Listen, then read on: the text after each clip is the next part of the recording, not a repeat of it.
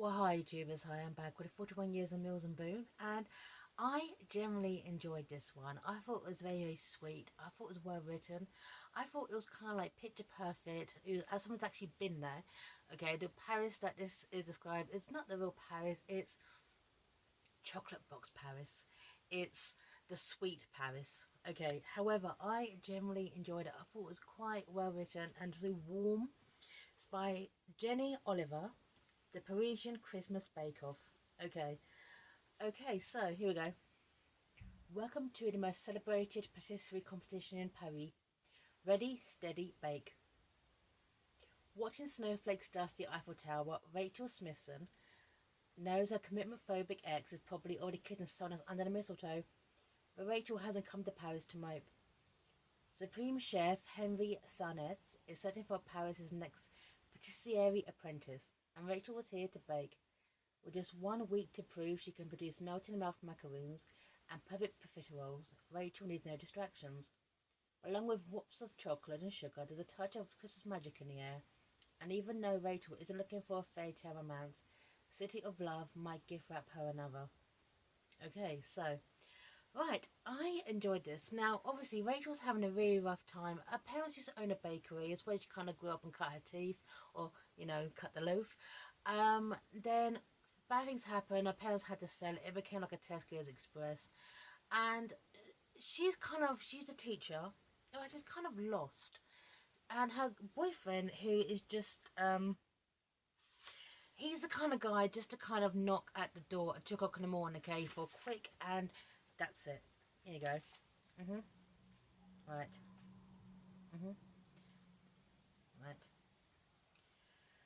In the last year, she'd woken up to him once, and that was because he'd accidentally taken a sleeping tablet rather than a paracetamol for a headache when rooting through her bathroom cabinet. He claimed that he couldn't sleep anywhere other than his own bed and alone, and she'd always gone along with it and wanted to rock the boat. After a moment or two of silence, he came over and wrapped his hands around her, pressing against himself close against her back. The sensation felt less fuzzy and cozy than normal, more than as if he was locking her into place. Right. So, this is at 4 a.m. when we start having this thing, okay, where he's not, in fact, he's a commitment phobe, he's just a total dick, okay. And the thing is, I'm not saying anything against Rachel, okay, but the fact is that she at the start had this thing. She's a bit of a doormat. She's like the Skywalker over her.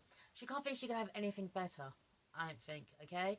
Knocks her confidence, okay. What the best you're gonna get is some guy knocks at your door at 2 o'clock in the morning, okay, for that, and a quick breakfast at 4 a.m. The fact is you're cooking a breakfast at 4 a.m. for him, and that's normal. No, let's do a shift worker, okay. Right, so there you go.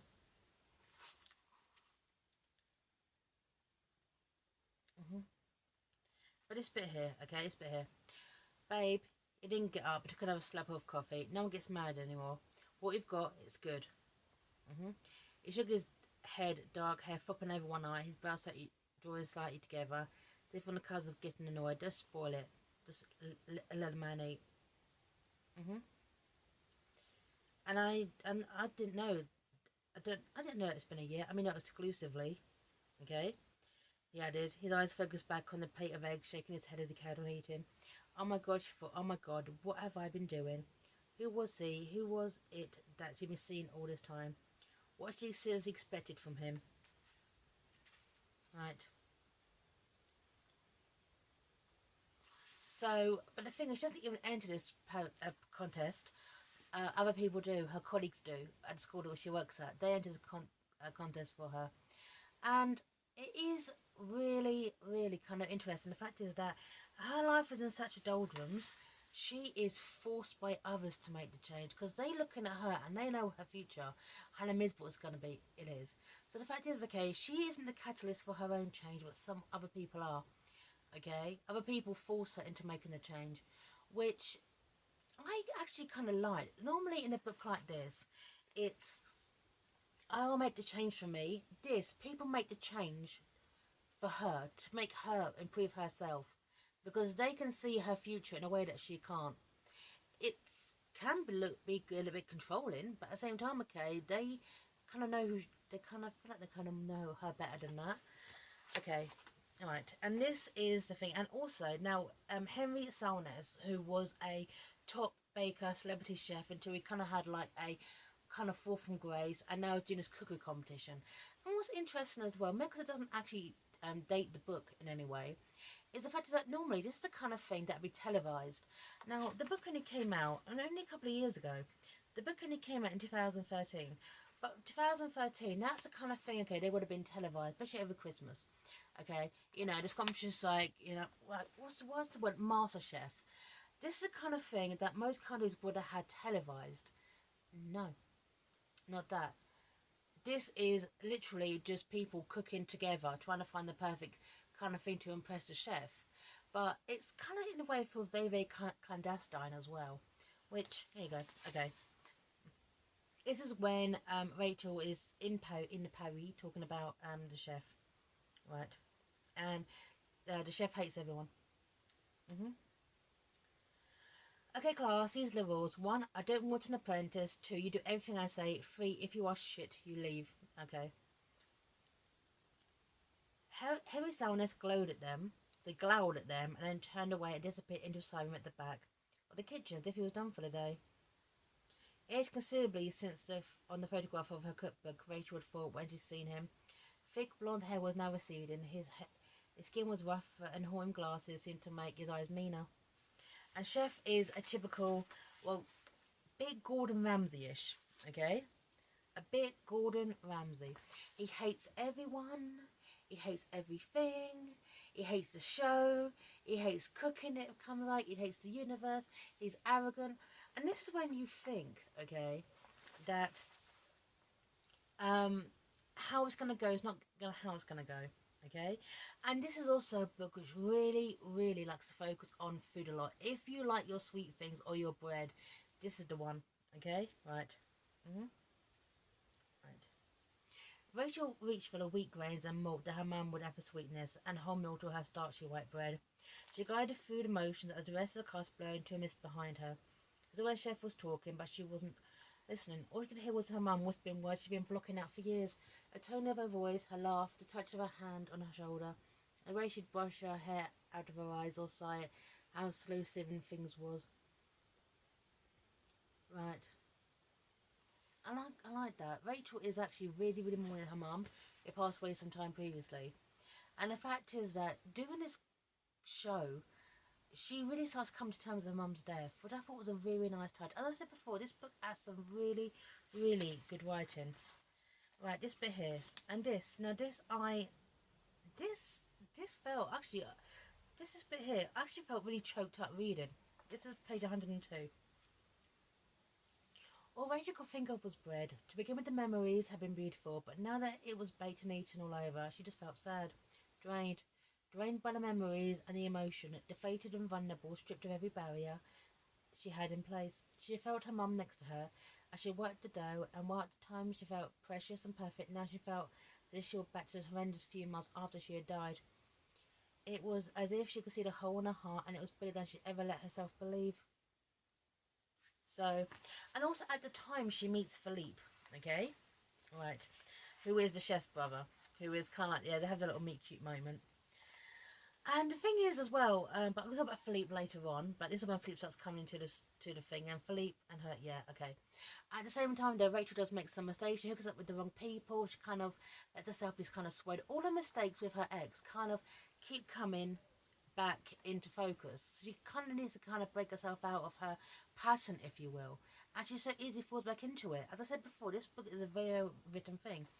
And also, as this is a book, I think definitely written by a foodie. Okay, this bit I like. Okay, is when the chef is starting to warm up to Rachel and the other contestants, trying to find the best in them. Chef Henry is a bit of an arse, but he knows his stuff. Okay. Let me tell you something, he sneered. All good bakers have a signature. Did you know that? Rachel shook her head. A cake, a loaf, a tart. It is signed by their own hand. You, he pointed at her, you leave a signature, and I can read it. Rachel glanced up. That's right, a big, bold signature. He almost spat it out. Because at the time, she helped someone else with their food, okay? And a chef calls her out on it, okay? Mhm. But the fact is that Rachel was so uncertain about entering this competition that she realized that she's messed up. She's apologetic, and she actually starts wanting it. She wants something. She wants more. Nice. hmm I'm sorry. I'm really sorry. I was just trying to help. I didn't know. I did know. I knew it was wrong. Oh God! I should throw you out the door. You hear me? You waste my time. You make a fool of me. Spread his hands in the air. You throw this away. This is what you have done. There's a chance that you have to be good, and you've thrown it all away. But obviously, Chef lets us stay. Okay, right. Then later on, sadly, okay, she um hooks up with Marcel, once again falling back into her old ways. It's not like, she goes there and in this magical kind of chocolate box version of Paris and kind of changes everything. She slips back. She stumbles once again, sleeps with the wrong men. Oh, Marcel was someone else on the on like the competition, okay, and he's a prick, but Rachel still slept with him, and then she almost lost her chance, okay. And then you find out, okay, about Philippe, who is Chef Henry's brother, who's just there, okay, he's part of like kind of the administration. And it talks about how the love of something can go. Now, the fact is that if you think about it, Philippe and Henry kind of towards the end of their journeys, okay, they got kind of stuck in what they are. Whereas Rachel starting now, and it's kind of comparing the two journeys. One's beginning and one is kind of static, okay. This is Philippe. There you go. hmm It's bit. The more they expect, the less fun it was to me. The cook to invent, the test, and try new things because they're not a success, then poof, they write something terrible about us. And a success, it was a curse. It was no fun anymore. And one day I realised that I lost my love for it, and it was completely gone. Glanced to her and gave a sad smile. Henry, however, he was at the top and having a great time, so we divide, and I leave. hmm Yeah, he walked out the business, facing someone okay just starting out on theirs. It's like a cautionary tale as well, if you think about it. A cautionary tale of how getting so obsessed with something is is damaging. And if you think about it, that does apply to Rachel. She is got this hole in her heart from her mother's death. She sleeps with another contestant. Okay, her boyfriend is an awful person, but at the same time, okay, it took her so long to wake up to that. So this book is very much a cautionary tale about obsession, how it affects your life, how being able to move on with something, how wanting something to fill that hole within your life. I said before, I enjoyed it. Okay? And the fact is, okay, that Chef Henry himself, knows this too. Once again, cautionary tale. Get this. hmm Right. This is when they actually her and Lacey, Rachel and Lacey, okay, they're at the final. Okay, this bit here. hmm I realised, sorry, someone said to me earlier that they would not trade themselves on me for a competition, and I realised after they said that how much I expected it. I took a wrong path too early, you will understand. I did everything too quickly, too young. I was in too much of a hurry. I did not know what talent I had, and I allowed myself to become confused. I was cooking and baking with someone else's style before I found my own. That's why I think I'm here. Why am I not like the others on the television? I'm not Raymond or Gordon or Marco. I'm here because after everything I'd want just to be me. I want to have my style my way. I do not need the books or the prizes to tell me what that is. But the thing is, this is where typically in a book, Rachel, okay, because Rachel and Lacey are going up together for the final, okay, you would think that Rachel would win, okay? Rachel has potential, but she's not there yet. Lacey's the winner. And I like that. So, just my foot, it is full of metal and it's playing up again today. Lacey is the winner, not Rachel. Which I found so refreshing. Because Rachel needs to understand herself better. This is very much a self-exploitative book. It's also a book, okay, where Rachel's presence kind of changes the lives of the people around her. Her landlady kind of is able to start communicating with her daughter. She grows more. She meets Philippe. Marcel hopefully falls into the Seine and drowns. No, he doesn't, but it'd be nice. Okay, but the thing is, as Rachel isn't ready yet, she needs to go back to her hometown and figure out what she's doing with her life. Her and Philippe say, meet me in 6 months. This is in Paris, okay? June the 26th, midday on June the 26th, 6 months time I meet the Eiffel Tower, okay? Then we'll see where we're going, okay? We'll see each other in 6 months time, which is very, very romantic, by the way. However, and then Rachel goes back to her hometown and starts to change her life for the better. She takes control of it.